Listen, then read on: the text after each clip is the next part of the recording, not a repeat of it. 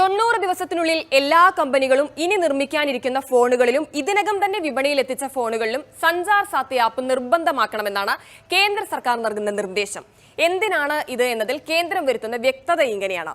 കേന്ദ്ര സർക്കാരിന്റെ cyber security ആപ്പാണ് സഞ്ചാർ സാത്തി എന്നുള്ളതാണ് പറയുന്നത്. അതായത് സൈബർ തട്ടിപ്പുകൾ ഇല്ലാതാക്കുക അല്ലെങ്കിൽ അത് കുറയ്ക്കലൊക്കെയാണ് ലക്ഷ്യം.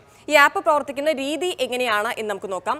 ഒരു തട്ടിപ്പ് നമ്മൾ അറിയിച്ചു കഴിഞ്ഞാൽ ആ നമ്പർ അപ്പോൾ തന്നെ ബ്ലോക്ക് ചെയ്യും. അതായത് ഫോൺ കോൾ ആയോ വാട്സാപ്പ് മെസ്സേജ് ആയോ ഒക്കെ വരുന്ന തട്ടിപ്പ് അത് നമ്മൾ ടെലികോം വകുപ്പിനെ അറിയിച്ചാൽ പരിശോധിച്ച് ആ നമ്പറുകൾ കൃത്യമായി തന്നെ ബ്ലോക്ക് ചെയ്യും എന്നുള്ളതാണ്.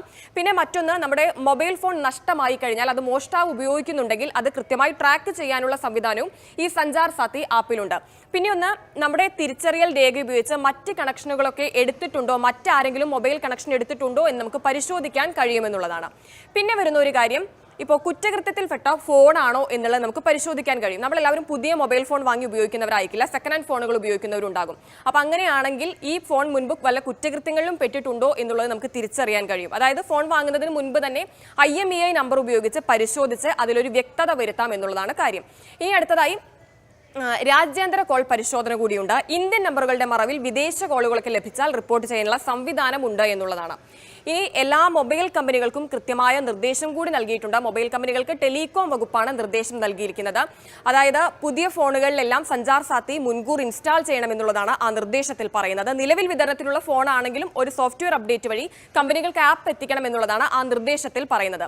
ഇത് നമ്മുടെ രാജ്യത്ത് ഇറക്കുമതി ചെയ്യുന്ന ഫോണുകൾക്ക് കൂടി ബാധകമായിട്ടുള്ള കാര്യമാണ്. നമ്മുടെ ഫോണിൽ ഒരു തവണ ഈ ആപ്പ് ഇൻസ്റ്റാൾ ചെയ്താൽ പിന്നെ അത് അൺഇൻസ്റ്റാൾ ചെയ്യാനോ അല്ലെങ്കിൽ ഡിസേബിൾ ചെയ്യാനോ പറ്റില്ല എന്നുള്ളൊരു വിമർശനം കൂടിയുണ്ട്. പക്ഷെ അതുണ്ടെങ്കിലും അങ്ങനെയല്ല കാര്യമെന്ന് കേന്ദ്രം പറയുന്നുണ്ട്. അതിൽ കൂടി ഒരു വ്യക്തത വരേണ്ടതുണ്ട്. ഇനി അടുത്തതായി സഞ്ചാർ സാത്തി ആപ്പിനെ കുറിച്ചുള്ള വിവരങ്ങളൊക്കെ പുറത്തു വന്ന ആ സമയം മുതൽ തന്നെ വലിയ രീതിയിലുള്ള വിമർശനങ്ങൾ ആപ്പിന്മേൽ വരുന്നുണ്ട്. അതിന്റെ കാരണം, ആദ്യമായാണ് ഒരു സർക്കാർ ആപ്പ് ഫോണിൽ സൂക്ഷിക്കണം എന്നുള്ള ചട്ടം കേന്ദ്രം കൊണ്ടുവരുന്നത്. അത് തന്നെയാണ് വിമർശനത്തിന് കാരണം. ഇത് സ്വകാര്യതയുടെ ലംഘനമാണെന്നാണ് പ്രധാന ആക്ഷേപം. കേന്ദ്ര നിർദ്ദേശത്തിൽ പ്രമുഖ സ്മാർട്ട് ഫോൺ കമ്പനികൾ, പ്രത്യേകിച്ച് ആപ്പിളൊക്കെ എന്ത് നിലപാടെടുക്കുമെന്ന് കണ്ടറിയണം. കാരണം ഈ തേർഡ് പാർട്ടി ആപ്പുകളോ മറ്റ് സർക്കാർ ആപ്പുകളോ ഒന്നും ആപ്പിൽ പ്രീലോഡ് ചെയ്യാറില്ല. അപ്പൊ ചുരുക്കത്തിൽ പറഞ്ഞാൽ സുരക്ഷ ഉറപ്പാക്കാൻ എന്ന പേരിൽ ഒരു പൗരന്റെ സ്വകാര്യ വിവരങ്ങളിലേക്കുള്ള അനധികൃത കടന്നുകയറ്റം ഉണ്ടാകുമോ എന്നുള്ളതാണ് ആശങ്ക.